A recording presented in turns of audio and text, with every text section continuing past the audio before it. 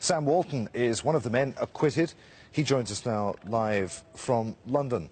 Mr. Walton, Sam, good to have you with us. Just remind us of what it was you did on the 29th of January this year and why you did it.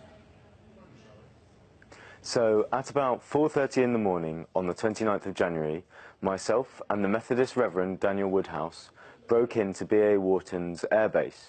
We were trying to disarm Saudi fighter jets that BAE was making for them. Those jets were almost certainly going to be used in war crimes in Yemen, and we felt we had a duty to do whatever we could to try and prevent those war crimes and save Yemeni lives. How did you get in? I mean, a place like that must have been, you know, the security must have been quite tight around a place that makes fighter jets.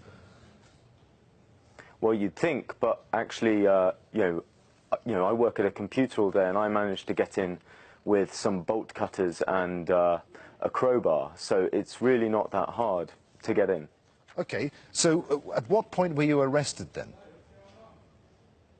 We cut through two fences and walked across a very large taxiway that was floodlit with lots of CCTV, and nobody noticed us. We went up to the hangar where we knew the jets were, and we opened the door. The door was unlocked, and inside there was one final door. This door had two glass windows in. Through those glass windows we could see a Saudi Typhoon ready to go to Yemen and commit war crimes. We were prying the door open with our crowbar, which made a lot of noise, and unfortunately that alerted security. Okay. I'm completely gutted. We didn't get to that jet, and because if we had got to that jet, we could have saved lives. The district judge, James Clark, said of you and your accomplice, they were impressive and eloquent men who held strong views about what they were doing and what they wanted to achieve. They impressed me as being natural in their delivery and honest throughout their evidence. What did you make of that? You know, those are kind words from the judge. I think we spoke truthfully throughout. And his verdict really, whilst he found us not guilty, really what it is, it's a condemnation of Saudi Arabia's behaviour in Yemen.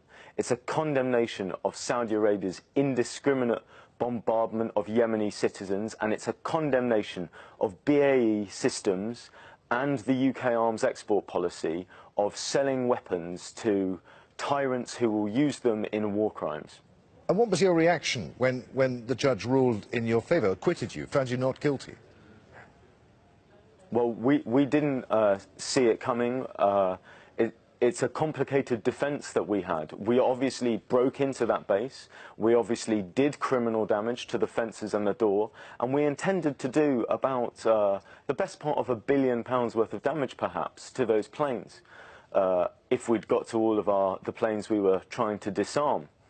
Like I said, it's a complicated defence to run, but ultimately the judge found that it was reasonable for us to be breaking in to this base to try and prevent war crimes, and that, like I said, is a condemnation of BAE Systems and the UK arms export policy. And what are the implications, finally, Sam, for the British government? Well, you know, my government is currently trying to, you know, get another deal for 48 more jets from Saudi Arabia.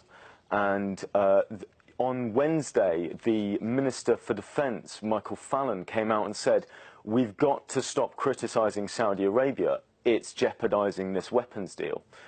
I'm, you know, delighted that we've been able to put that weapons deal in jeopardy. Those jets are almost certainly going to be used in more war crimes, and really what it shows is that our government is completely immoral in its foreign policy and is willing to ignore the butchery of innocent Yemenis in order to sell more weapons, and that's completely unacceptable as far as I'm concerned. Sam, good to talk to you. Many thanks indeed. Sam Walton there in London. Thank you.